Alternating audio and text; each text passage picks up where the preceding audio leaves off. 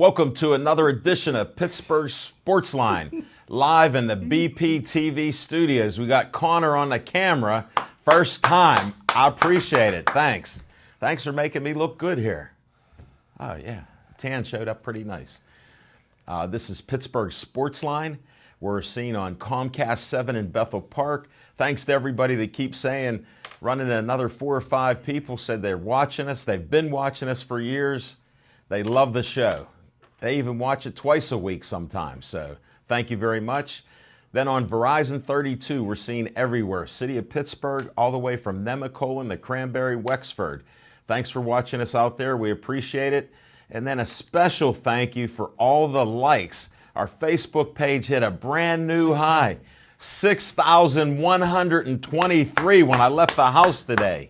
Nice. Thank you. I just can't believe it. We've been escalating those likes. Thank you for watching the show and then liking us. I'm Al Levine, the Talking Machine. I got Chip the Prophet Hayner back from his 2-week hiatus. One was forced and one was planned. He's back in the house. Smoking Jim Frazier, welcome aboard. And Ernie Kushner, he come in with, I don't know what he brought this time. I was eyeballing some of that stuff over there, but he got a binder and a couple photos. We'll have his little Kush time there. We'll show up with that. And we're going to start our show with what's on our mind. But first, I got to put this out about Olive Oil's Pizzeria. We just had the greatest steak hoagie that I've had. It's wonderful. Better than the meatball sandwich. Oh, it definitely is. And the pizza's just wonderful. Here's a problem. The phones at the Hillcrest Plaza are all out. If you want to call them, you got to call Cannonsburg, 724-743-0900.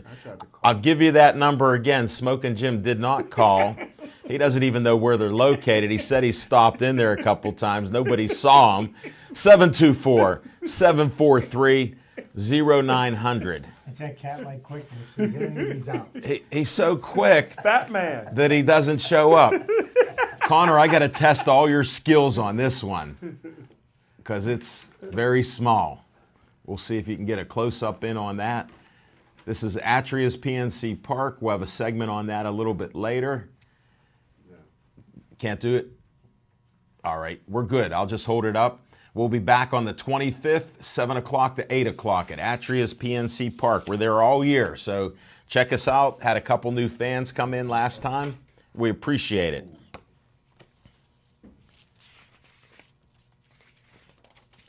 We got a little adjustment. This is live TV, folks, so we'll see if we can get this flyer. We fly by the seat of our pants. Yeah, and we do pretty well.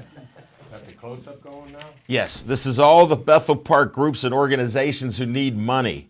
The Bethel Park Community Foundation has it. They have grant money available for your Bethel Park group activities. There's a close-up. Thank you, Connor. We appreciate it. Now, the grant requests are from $100 to $5,000. I was at a meeting. I'm a member on there, one of the trustees. We must have given out about $5,000, $6,000 to different groups that are there. So there's money for them. If you guys can start something and organize it in Bethel Park legitimately. There you go. I knew there was a catch. bpcf.org. Just tell Dan Duff that you heard it on Pittsburgh Sportsline. We appreciate it. If you need money for your group, contact the Bethel Park Community Foundation. Now, I got something else that's near and dear to my heart with, this is the best car cruise event of the season. It's Rev 'em Up for Kids. If you can get a close-up on this, this is July 30th from 11 a.m. to 6 p.m. Last year we had Johnny Angel and the Halos, filmed them for a while, all these great cars. A couple years ago I was in a DeLorean. It was just awesome. And they got something for everyone, fun for the whole family. They got music from the 50s, 60s, 70s, high energy. You can get in free. There's all kinds of things there. That's 11 o'clock to 6 p.m., July 30th. Then on a little sad note, I always leave our show with Stay Joey Strong. This is the Joey Fabus Cancer Foundation. If you can donate to them to help out to beat DIPG, there's Joey before he had DIPG and after he had it. He didn't make it to his ninth birthday. It's very sad. It's a death sentence, this DIPG, when you're diagnosed with it. We always are, there's more kids dying from it all the time, and we want to try to help them. So this is part of the Stay Joey Strong. Send some money to the Joey Fabus Cancer Foundation. All right. Now we're going to start with what's on your mind. Ernie Kushner, what's on your mind? What's on my mind? My mind is on the Pittsburgh Pirates, and you guys sitting here saying that they were going to win the World Series. Didn't you say that, Jim? Yes, sir. And I think about it all the time. I'm going through watching them, and then the Cubs, and they finally beat Arrieta, or whatever his name is. Well, he's off the juice. Is that what it is? Yeah. Was it lemon juice or? No, it was clear. Oh, so what's been on my mind is the Pirates following them into the game. They won 2 out of 3 against the Cubs. They're definitely in the race now, also in the wild card or whatever you want to call it. Situation. Wild card. Yeah, wild card. Yeah, wild card. Okay, thank you. I appreciate it. I wanna, it's so that's what's been on my mind. Okay. Not a whole lot other than and I know my son is in Vegas right now. What's on my mind there is that he's out there not gambling, but he's a sports agent, and he has kids from all over the U.S. and coaches from all over the country. And they're working out 64 kids divided up into 8 teams, and they're playing in front of coaches from all over the world. That means there's only 8 players on a team. Right. So they get a lot of playing time, and I figured if I went, I wouldn't be able to show because today was the second day. So I sacrificed going to Vegas. Sorry, EJ. So I could be on TV here with some superstars. Well, so, he'll get to see this show on Thursday when it's rebroadcast. Well, the other thing is that where he's at, he's with Worldwide Sports and is the name of marketing is the name of his company, but. Say that name again, because you stuttered on that. Worldwide Sports Marketing. He was Justin Haynes owns it, and he hired my son a couple years ago. And locally he signed Lucky Jones from Robert Morris. Oh wow! Truck Bryant from West Virginia. Nice. And also just signed Micah Mason out of Duquesne. You got him a deal, but what's what's exciting about that whole thing is that they play in the auxiliary gym at University of Las Vegas, Nevada, UNLV. They're playing there, and right next door is where the NBA Summer League's going on. So there's all kind. It's a basketball junkie thing. If you're a junkie, that's where you got to go. Vegas this time of year. And well, thanks for your sacrifice. And I know you're a junkie of basketball. But I've it's. So I'm here. So next year I'll go. So I'm gonna go next year. So we'll see where it goes. That's what's on my mind. Well, thank you. I appreciate that, Ernie. We'll get back to you on your Kush time. Okay. All right. Smoking Jim Frazier, what's on your mind? Thanks, Al Levine, the talking machine. And if you want the green, it's coming. You got to see Levine. That was a fingertip catch. Here go my old high school option quarterback days coming back at you. And I don't go to basketball. What year was that? I don't go to Vegas for my basketball. But you lose your money here. You got Vegas. You got Vegas. Yeah. What happens in he Vegas could lose another house. stays in Vegas. You got Vegas right here, man. That's right, man. Woo! Hey, Whatever but happens in this Vegas. is not a Cleveland hat. This is a Believeland hat, brother. What? We are believing that the Pittsburgh Pirates, me and Chip, are going to the World Series. I've been saying that all season long, and I believe it. Well, no, it was after the season started, the first month or so after you talked about McCutchen. I marked it down. It was the second month of the season. Well, if you take away April, May, and June, McCutchen would be an all-star this year. But this is what's on my mind. What's on my mind is these guys leaving their team and going to other teams. I think that, I'm proud of Kevin Durant. I think that Kevin Durant's a Warrior and deserves to play with the Warriors. I have no problem. I am upset with Dwayne Wade. I am mad at Dwayne Wade. He was offered $20 million by Miami. He backstabbed the fans of Miami, Riley, and everybody else to leave Miami to go to Chicago. And everybody knows now just some of the stats that Dwayne Wade had when he was with the Miami Heat. He's there from 2003 to 2016. He was a 3-time NBA champion. He was an All-Star Game MVP, which is very important. He was an NBA. Excuse me. What's the All-Star? All-Star being so Game important? MVP. That's very important. Why? Because you're MVP. Experts? You're MVP of the stars of the stars of the stars. Okay. And here's something else that's important: NBA scoring champ. He's is all. important. So now everybody knows that I am not a big fan of Hall of Fames for team sports. It's a team sport. You can't do it individually. Baseball, football, and basketball.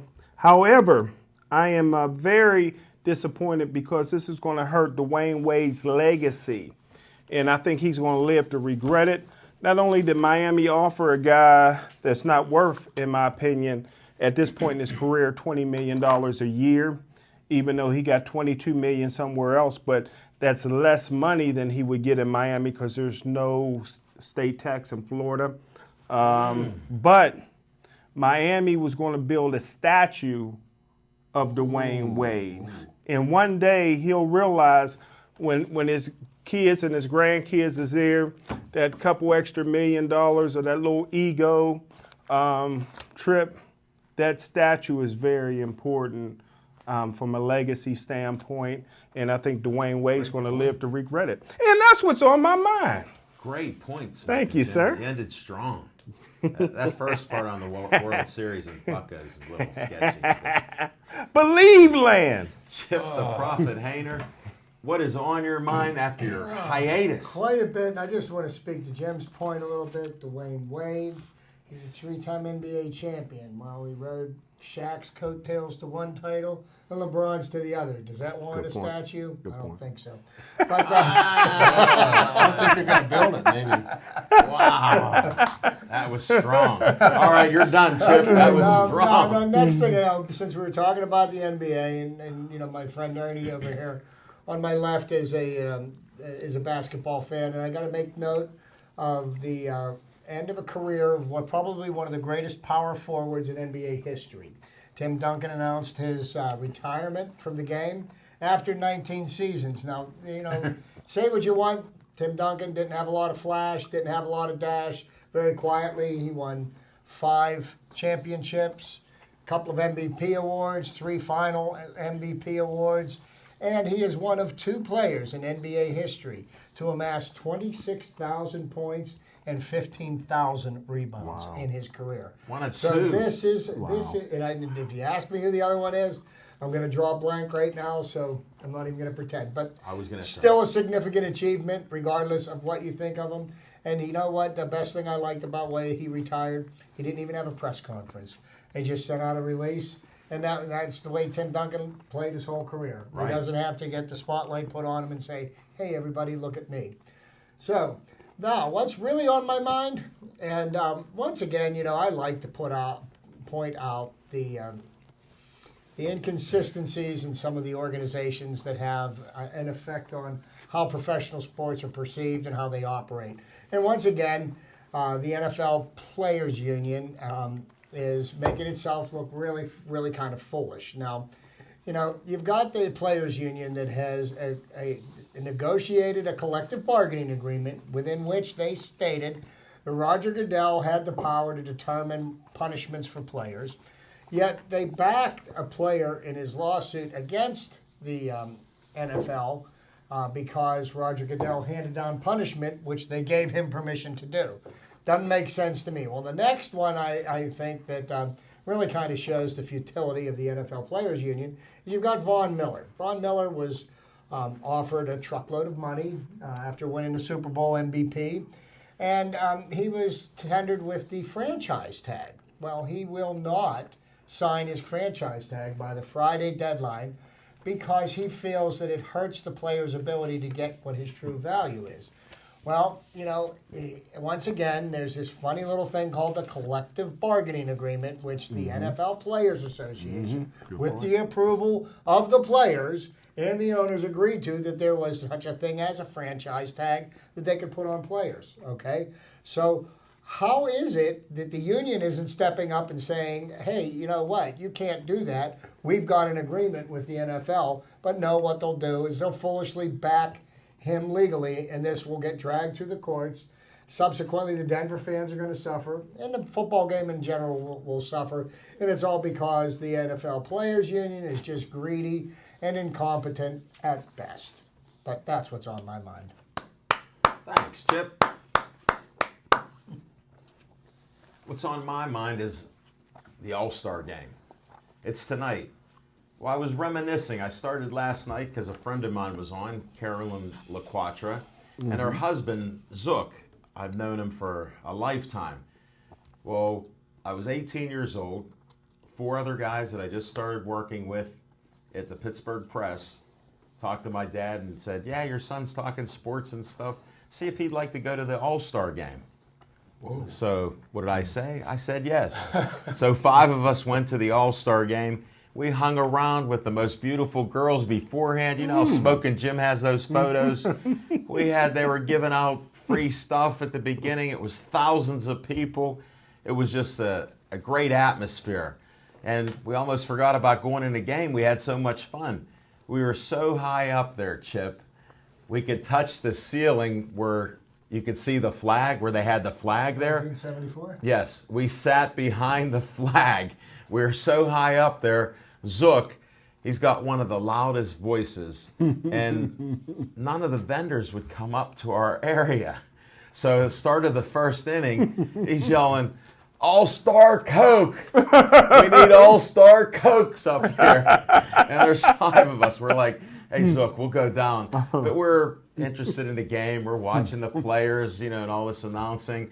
Finally, by about the 3rd or 4th inning, this haggard vendor comes up and got us All-Star Cokes. And it took a while, but it was such a fun time. We stayed for the whole game. I don't even remember who won the game. It was so much fun in that atmosphere of being there. I know, we had talked before. And I was 2 rows from the top, and we couldn't see the left fielder from our seats. We were in center field where the flag was at the top. Yeah. We could third base side. We couldn't beat it. We were behind the flag. It was just an odd seat. Of course, being the youngest guy there, they sat me right behind the flag. Of course they did. It was a little difficult, but we had a great time, and it was just awesome to reminisce about 1974 at Three Rivers Stadium. What a place for an All-Star game. Now we got segments to talk about, and I renamed the one for Ernie. I call it Kush Time. We got some Kush Time here. All right. I want to see what you brought to the studios, what I'm interested in, big guy. First of all, I want to talk about, real quick, All-Star games. I was very fortunate that when I worked for Converse, I was on assignment to go to the All-Star games. How many years? How many times did I go? Yeah. Probably 4 or 5 times I went. Montreal was one. Cincinnati was another. That's enough. That's Go enough. ahead. Yeah, the main thing was that I went with shoes to sign players to wear our product in the All-Star game. And back then, the Cincinnati Reds would come to Pittsburgh before the All-Star game every year. They would come in and they would play. So I went into the locker room and I got Concepcion. Johnny Bench wasn't playing, but he was helping out as a coach. Concepcion, and there was somebody else that... Pete Rose? Not Pete Rose. Pete was signed up with a Pony or someone. But I went in because Cincinnati had to wear all black shoes. If you remember, they could not wear a logo shoe. Yes, they And did. you had them. So I went in with signed them to $500 to wear the shoes in the All-Star game, and then I would bring them. I went to the All-Star game where they were, and I brought them. And I brought white shoes with red trim. I brought black shoes with white, and then obviously Black shoes. black shoes with red. I mean, the whole shooting match. So they had them, and they got to wear them in the game. So that's what they did. So I got to go out on the field ahead of time, which I didn't bring those pictures, being that it's All-Star would have been man, great. this is the All-Star game. This is the All-Star. We'll have to for another time, right? Yeah. So I worked the All-Star game that way, and I'll never forget, we were in Montreal, we were leaving, and I was with a guy from Philadelphia who was a little more streetwise than I was, and he goes, do you want to go to the game? I said, well, I don't know. He goes, we don't want to go to the game. He had like 8 tickets, right? Yeah. So here they are, the corporate tickets, right? And we're walking down the hallway, and he pops up like this. I got 8. And I'm going, oh, my gosh, we're going to lose our job. Well, I didn't say anything when he took the cash, and he goes, here's your pay, So anyway, I did get to go to the All-Star games and participate in that, and I got to dig those pictures out at the same time. Also, what I want to talk about was being that my son's in Vegas at this at the camp where these coaches from all over the world are coming.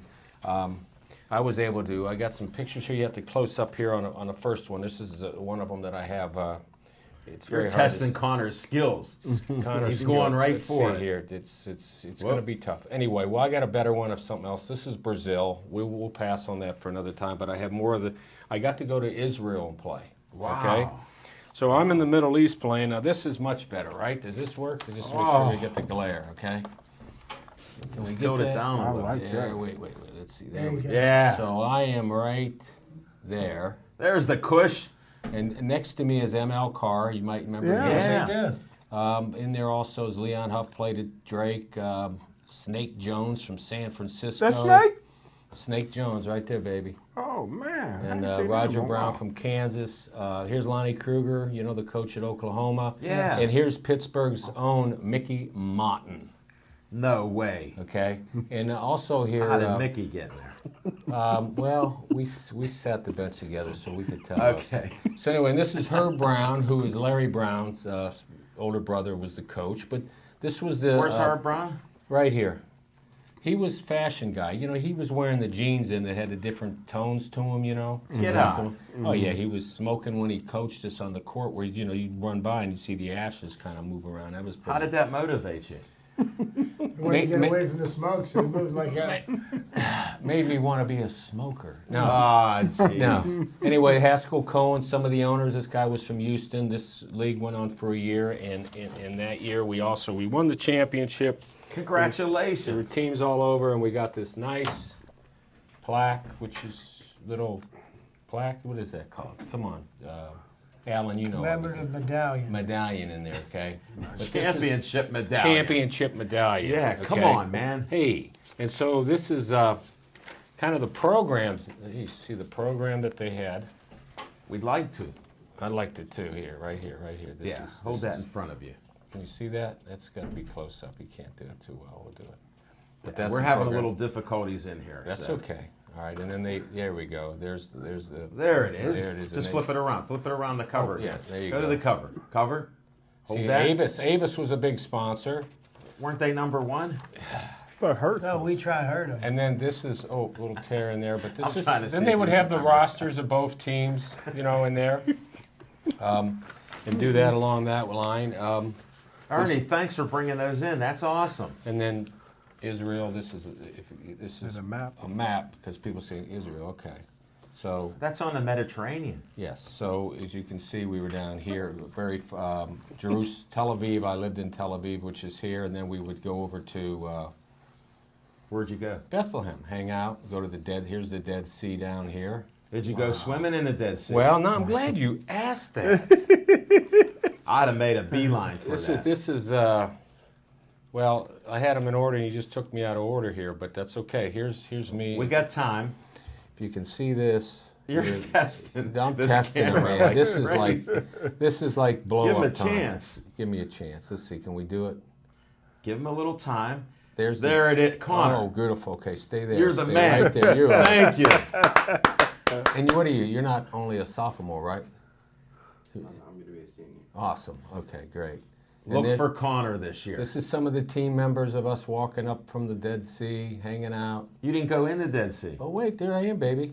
I showered afterwards because the salt was just 27% salt, so you have salt all over you when you get You out. can't even dive into it, so No, you keeps float. you buoyant. You Any float. open wounds you felt, right? And there I am with Jumping Joe Dupree out of St. John's. Wow. Ooh, nice. Now, and Way to center that. And Joe Dupree had said when we flew back to New York when we were done, he goes, I'm not gonna tell my wife I'm back for like 2 weeks. I'm gonna hang in the city. You know, so okay. Well, I couldn't do that.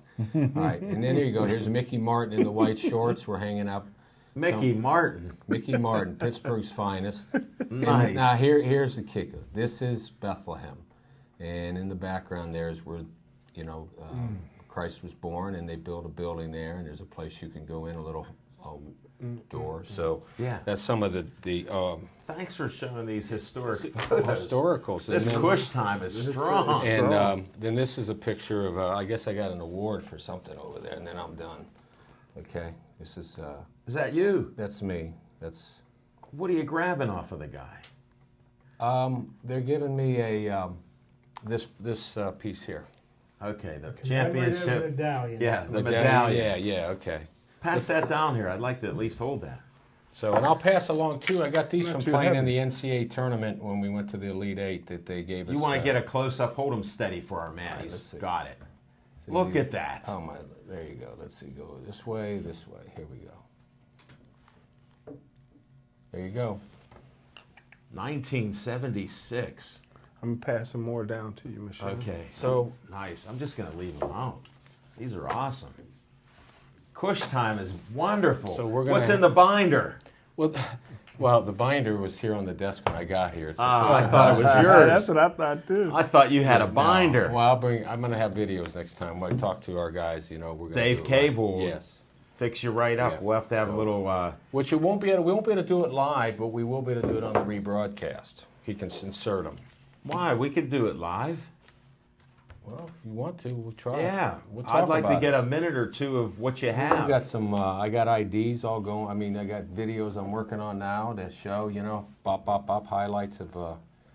It's legit to where I was and where I was, but And then you'll be back here talking about it.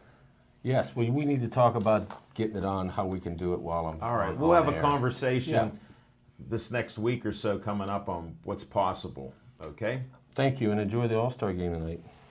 All right, we will after the show. Don't change that dial. I just got a request from Dave Cable. His son Sam's watching the show. He wants me to say, "Hi, Sam. Thanks for watching the show." Hi, Sam. This is from Al Levine, the Talking Machine, Chip the Prophet Hayner, Smoking Jim Frazier, and Ernie Kushner just finishing up Kush time. There we go. We got us all. Glad we could do it. Thanks for having the kids watch us before bedtime. Now we got to go fiction and fact from Smoking Jim's Almanac. How can I follow that? Gee. One of a kind, man. I enjoy that, brother. And you got me in between you and Chip. Like we always do. So I mentioned this guy's name last night on the show, so Okay. it made me want to, bring him up again.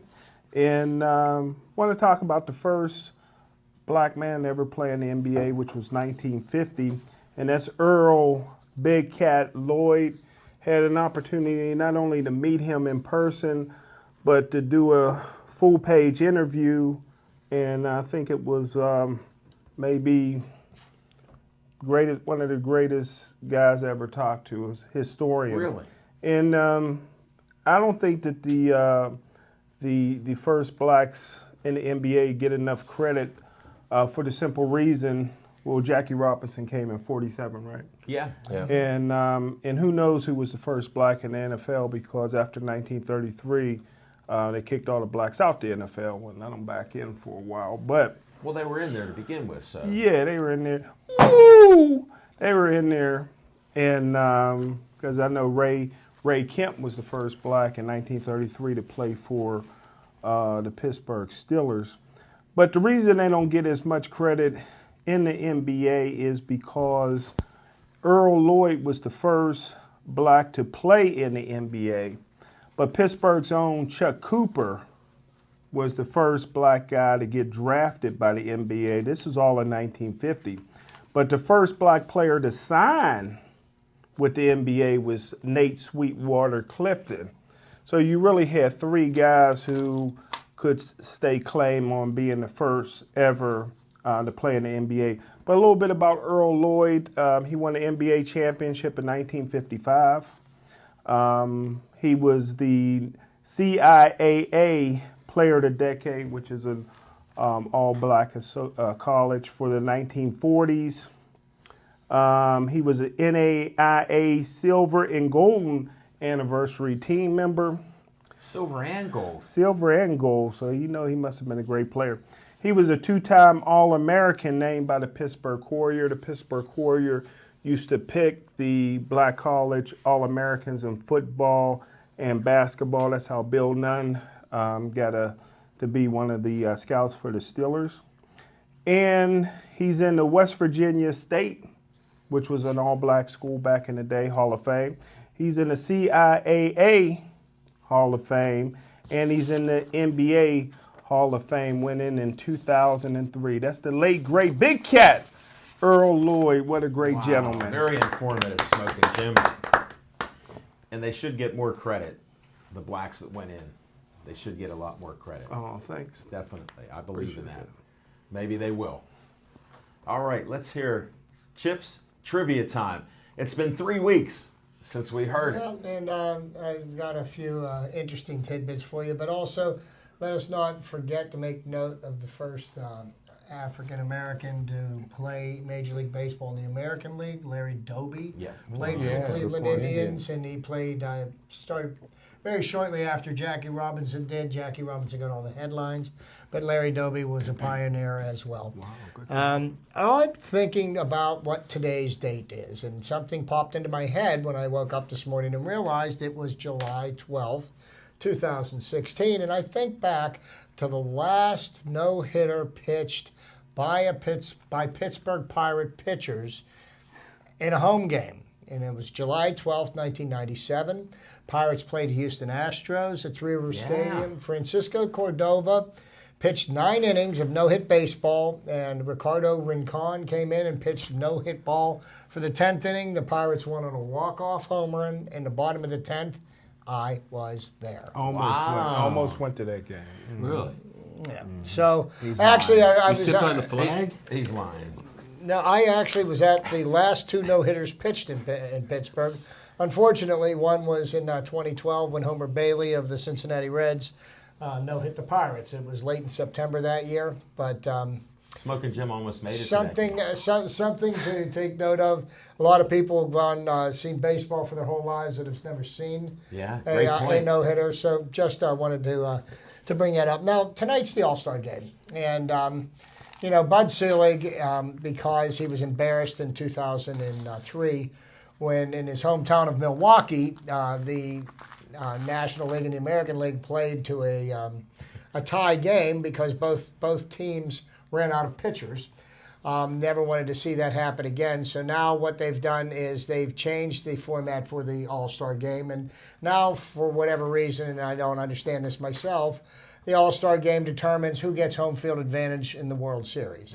I've always been a firm believer that I feel that the team with the best record should have home field advantage for the World Series. If the teams are tied, there's a various tiebreakers that they can come up with to determine the home team. But winning an exhibition game should not have a determining factor in ultimately who wins or loses the World Series. So tonight's the All-Star game, and the All-Star game was first played July 6, 1933 in Chicago's Comiskey Park. And there's been a lot of changes with the format of the All-Star game, and I'm going to try to summarize this as much as I can. There's been a lot of different stories here. There's a lot of writing, and I really don't want to read off of a pice of paper. So I know who hit the first home run. Go ahead. Babe Ruth. There you go. Really? 4-2 victory. So in 1933 and 34, the fans selected the 18 starters for the game, and the managers chose the rest of the 2 teams. From 1935 to 44 and in 1946, the manager of each All-Star squad selected the entire team. No Major League Baseball game was held in 1945 due to the ending of the Second World War. In 1947, fans were given the opportunity to vote on the 8 starting position players. But in 1957, fans of the Cincinnati Reds stuffed the ballot box and elected a Red to every position except for first base. Commissioner Ford Frick stepped in and removed 2 Reds from the lineup as a response to this unfairness. Fan voting was discontinued. Players, coaches, and managers were given sole authority to select starting position players for the next dozen years. Between the lack of fan input and overexposure due to the double All-Star games, there was 2 All-Star games played every year from 1959 to 1962. And I was listening to an interview with Dick Groat this morning, and he did play in the first All-Star game, 1959, which was played at Forbes Field nonetheless.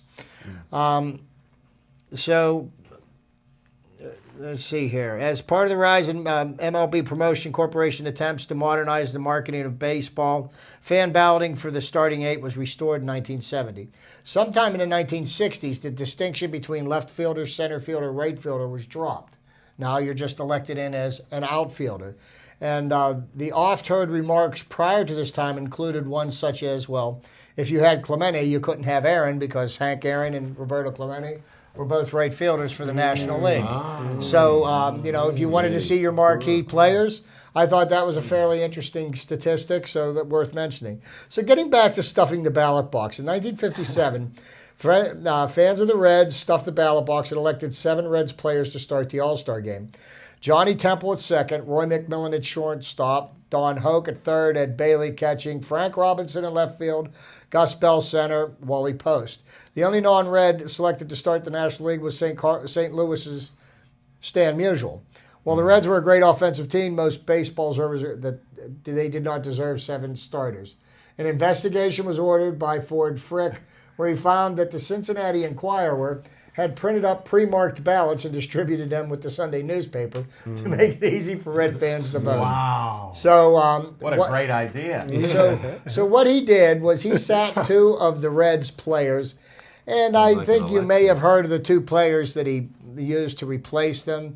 One guy, Willie Mays, the other one, Hank Aaron. So I think he made the right choice because these are 2 of the greatest ball players that ever played the game. And I'm sure people would be happy to pay their money to watch Mays and Aaron as opposed to Gus Bell and Wally Post. Yeah.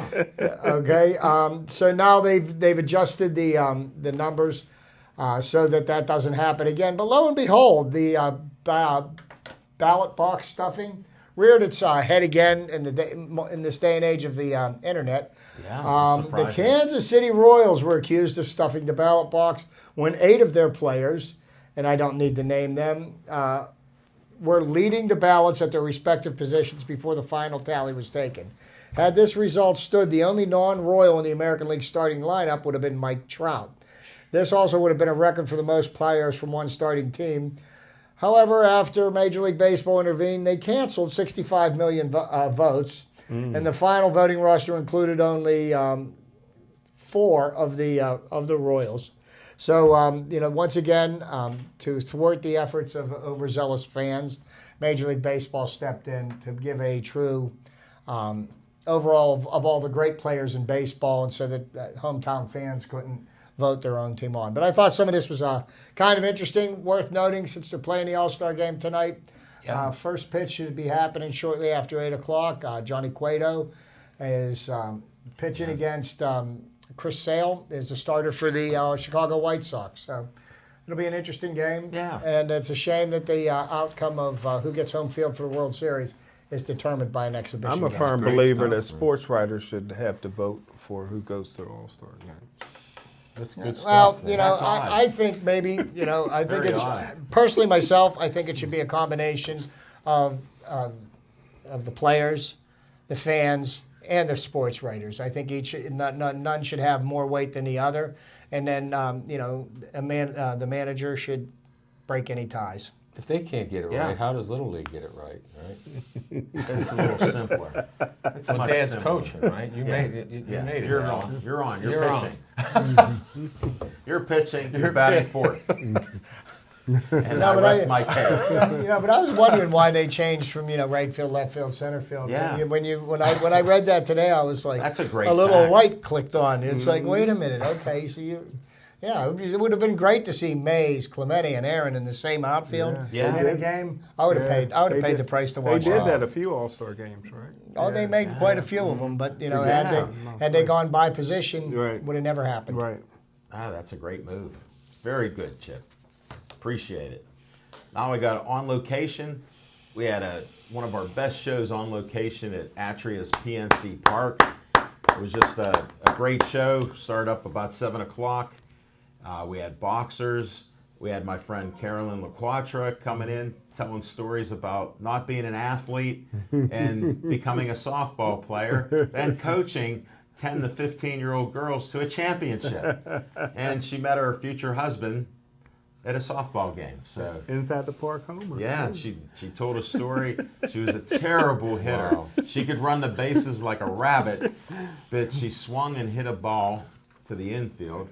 They threw it over the first baseman's head. So she ran to second. They threw it over the second baseman's head. She ran to third.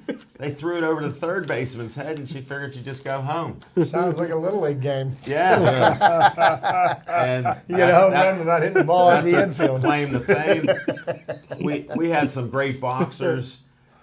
Jack Maine III was on there talking about his career and his coaching. Keontae Irving, Wade Lipscomb, Steve Cunningham, USS Cunningham, talked about his defeat, and he's coaching the Cuban team. His son Steve is going to be fighting there at like 107 or so. We just had a great time with the boxers and the Cuban thing that's coming up. And we heard earlier, we'll get into this after, but we heard the ring announcer is smoking Jim Frazier. So what an honor. Whoa. So we had the boxers. It was just great. Now I got to talk about On Location for the 18th. At Hollywood Lanes, they're celebrating their 90th birthday. Wow. So they're having a special shindig there. I got a call from Jeffrey Parker that I got to dress up like I'm in the 20s and wear a zoot suit or something. I said, I just have a couple suits. He goes, well, you got to come up with something. So Nice wide brimmed hat. yeah, we'll have to think about that and maybe hit a thrift store. Or, Tails. You got Yeah, You got to have tails and a cane. yeah, definitely. I'll Well, how flip many around. how many leisure suits do you have? I can't find them. I moved They, a they had to couple build a new wing on his house. It's funny, my senior picture, I posted it showing what my senior picture is. I have a tie Double bit. with an ace on there. It was actually a seersucker, if you remember seersucker suits. Yeah. And it was plaid. So I don't have Right it. People were asking me, they said, as they say, they go, that's really fly. You probably still fit in it. I could wear it. I lost a little weight. I'm still in shape. But come to Hollywood Lanes the 18th, that's next Monday. That's what Hollywood Lanes is doing. Listen to what Smoking Jim Frazier's doing. He's doing the Pittsburgh Sports Line Hall of Fame show. Now, it's a day after his birthday. His birthday is the 17th, so don't wish him happy birthday yet. Wish it around the 17th so it keeps him busy on Facebook, because he'll like every one that you send. He's working feverishly. I'm getting calls from people that they're getting invites and stuff. Bethany Montecalvo said she got an invite. She's bringing a couple friends. All right. Bob Burnett, I saw he posted on Facebook. The rest are a mystery to me. I am not involved in anything to do with the Sports Line Hall of Fame. We've done 3 before, right? No, 2 before. We've done is the 2 third before. The only criteria that I can figure out is you have to be on the show. I thought all you needed was a pulse. Chip, it's false. The pulse is false. You got to be on the show at least once. And I heard rumors that at least 2 times, if you're on the show, that makes the criteria for it. And I don't want to say this out loud, although it seems about beautiful women. Well, I said it out loud. It seems like they seem to make the show the Hall of Fame. Now, I'll give a little disclaimer. I am in the Hall of Fame. He surprised me after 11 people or so. I thought it was over, the show. and he said, "Oh, I got one more." He inducted the talking machine into his own Pittsburgh Sportsline TV show Hall of Fame. I have the streak for the most shows in a row. I've done over 400 shows. I don't know who's going to break it. We're putting it out there. But we're going to have some fun on the 18th. So check it out and make sure you come out there. It'll be 7:30 to 8:30, and it's just a great venue. You can even bowl. There's bowling there and all kinds of great things there. And they got a big screen. Who knows what's going to be going on with his 90th anniversary. He's inviting the little boy Isaiah that was abused in Penn Hills. He'll be there. Many other people, players, maybe Steelers, Pirates if they're around. He's inviting all kinds of people to come out. So check it out. You'll see me posting up some more stuff on Facebook about it. So stay tuned, and just had to let it out there. Now let's go to some segments. Oh, wait. There's no Bucks. There's no Pucks. There's no football. There's plenty of Bucks to talk There's about. no Bucks and Pucks talk. Oh, Chip, you want to talk a little Bucks? Sure. All right. Well, the Pirates have turned things around and they were last 16 games before the All-Star break. They were 12-4, and it appears that they're starting to right the ship, even though they do have a problem with the starting pitching rotation. Yeah, like 3 innings isn't that good. Yeah, they seem to have solidified the bullpen, but here are some of the reasons why I am extremely optimistic about the Pirates' chances and just some facts about what is going on in the first half of the season. Now, everybody knows that the Chicago Cubs came out of the boxes red hot. They 25-8. Now, they were their first 31 games. They won 26. Okay. So they're 26-5. Now, since that time, the Chicago Cubs are 28-29. They are one game under 500. And as I had stated earlier in the year, Chicago Cubs are going to come back to the field, which is what they've done. Yeah. Now, on June the 19th, the Pittsburgh Pirates were 14.5 games behind the Chicago Cubs. As we sit today, we're 7.5 games back, and in a short 2.5 to 3 week period, we've cut their lead in half. Now, the teams that we are contending for the wild card position with, we seem to have a leg up on them because Francisco Cervelli, our starting catcher, is soon to come off the disabled list. Yep. Garrett Cole is soon to come off the disabled list. 19-game winner. He should be ready to pitch Saturday night in Washington. You look at what's happened to the St. Louis Cardinals. On Friday night, 3 of their starters were injured and are out. The New York Mets, another team that's vying for a wild card position, they've lost 2 of their top 3 pitchers with Matt Harvey and Noah Syndergaard, both going down. Syndergaard's unbelievable. Matt Harvey, season-ending surgery. Syndergaard had shoulder problems, elbow problems. They don't know what's going on with him. Orlando Cespedes is on the disabled list, so the Mets look like they're going to fall off. Then you also look at the Los Angeles Dodgers, another wild card contender. So far, this first half of the season, all 5 of their starters have been on the disabled list. Clayton Kershaw is still on the disabled list with back problems. And back problems are tricky. They could linger on for a long time. And actually, he's been on the disabled list ever since the Pirates roughed him up a few weeks ago here. So the outlook for us, at least making the playoffs, is strong. We still have an outside chance to catch the Cubs. The Cubs have been, like I said, a mediocre baseball team for the last 6 to 7 weeks. They're not as strong as they once were. The Pirates should have won 3 in a row, but they let the Sunday's game get away from them. But the Pirates are not intimidated by the Cubs. They finally broke the spell of Jake Arrieta. So things are looking up for the Pirates. Now, what have the Pirates done to give you more optimism? They started bringing up some of the young arms they have in AAA, and we've seen that some of them are not quite ready for prime time. Right. Jameson Taillon looks like he's the real deal. He's taken a couple of weeks off because of some shoulder weakness.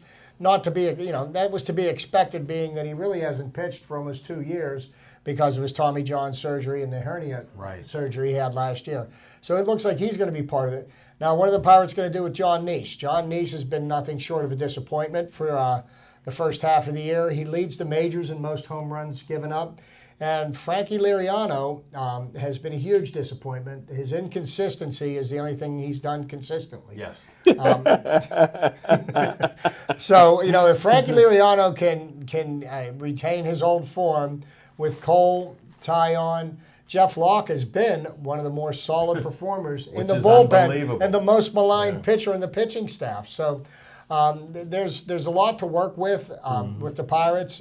Do they need to make a blockbuster trade? I don't think it's necessary. Josh Bell came up this weekend, and he had 3 at-bats, and he showed that in very near future, he is going to be a phenomenal Major League Baseball player.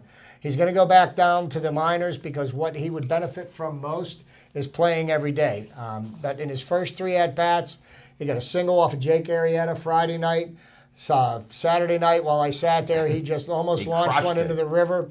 Grand slam for his first home run. And then Sunday, he had an at-bat, 9-pitch at-bat. He walked to get himself on base, which ended up providing us with the tying run, which we happened to lose with Tony Watson, unable to hold him down. But there's a lot of reason for optimism. I still think that the division is within our reach, because I think there's only one place that the Cubs have from where they were to start the season, and that's down. And, let's not forget, they're the Cubs. Don't forget, 1908. Well, we'll see about the Cubs. I know they come back to earth like Chip predicted, so that's true. Now, the Pirates still have 7.5 games to gain on them, and they have a lot of inconsistencies with the pitching. I'm thinking that maybe they pull a pitcher out from somewhere. Maybe it's not a blockbuster trade, but I think if they're looking around, which I know they are, No, they are. They need a starting pitcher. They If do, can get and- somebody that can eat some innings up, that would help, because the bullpen has sort of righted itself. Yes, it in has. spite of a couple little flaws. Who do you that want to they've give come up, with. though? Well, you know what? The thing is you've got a lot of good young talent that's going to secure our future, and I even think that some of these younger guys are going to be able to Help. to help considerably. Yeah. I don't think that we need to be sellers at I think the if there's trade somebody deadline. out there that maybe's in the $5, $6, Well, $7 million think range. about what Neil Huntington's done the last couple of the years. Last year he made a trade for a guy nobody ever heard of, Jay Happ. Yeah. And look what happened to him. This is what I'm talking about. Somebody, Yeah. but I wouldn't really want to trade off too much of that young talent. Now John Jaso and David Freese have been a great combination at first base for us this They year. righted the infield ship. Well, Jaso's had 3 errors all season. Now, here is the big question mark moving forward. What is going to happen with Young Ho Gong? He's had accusations of sexual impropriety, and we don't know where that's going to go right now as it sits. Rob Manfred, the commissioner of baseball, said that the Chicago police have not provided him with enough information to warrant him being on the inactive list. But that could possibly happen. Now, if that does happen, I would see them moving Freese over to third base, bringing Josh Bell up to platoon with John Jaso. Yeah. But like I said, Bell needs to play every day Oh, to yeah. continue to hone his skills. But I do see him as being a Pirates first baseman. There's no reason near for future. Bell to be sitting on our bench and not playing and just coming in to pinch hit. No. That'll hold him back. There's no doubt. So that makes sense. There's good baseball people here. They have a strategy. And which I'll is tell good. you the thing that I like about the Pirates moving forward. The depth they have on their bench. Oh. I mean, somebody goes down and they can plug somebody in there and you don't miss a beat. I think I've heard they're one of the top 3 teams with having the depth that they do. You And don't want to. don't forget about my favorite player, Adam Frazier. I like that kid. Yeah, I was going to ask if he has got your bloodlines because I noticed that he's a very good young ball player. While you were He's doing gone, very while well. you were gone, we discussed that he's a white guy.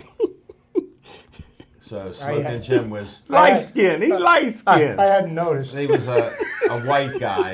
And Smoking Jim likes bringing up races. We disclaim all this all the time.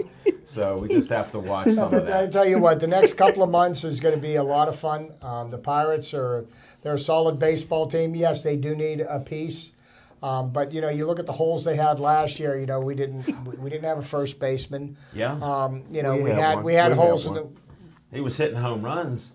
Yeah, led. No, the third baseman. Yeah, well, Alvarez hasn't played the field this year because why do you think the Orioles are in first place? There you go. I'm trying to think about that. Yeah, because they haven't relied on Pedro Alvarez to be their first baseman and lead the that where lead the he's league at? in errors. We still miss he Neil playing? Walker a Is he little bit, playing? though. Neil Walker could have Well, moved you to know first what, base. but- He could have moved to first base this year. You know what? You think about that for a Anybody minute. could play I first. don't really think we're missing Neil Walker because I honestly believe this, and I'll argue this point with anybody. We are a better defensive baseball team without him than we were with him. At first base? He never played first base. He could have played it. Yeah, well, He just so switched could it. Pedro Alvarez. They tried. He couldn't Willie bend over. Stargell played it at 50. Anybody can play first base. Ask Pedro.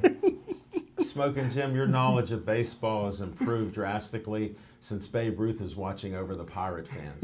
No, but I tell you what, Josh Harrison has better range than Neil Walker did. No doubt about it. And he's equally as good. And then the player that has impressed me the most this year is Sean Rodriguez. Sean Rodriguez, last year, he was most noted for beating up the water cooler when the Cubs were taking us behind the woodshed and beating us in a wild card game.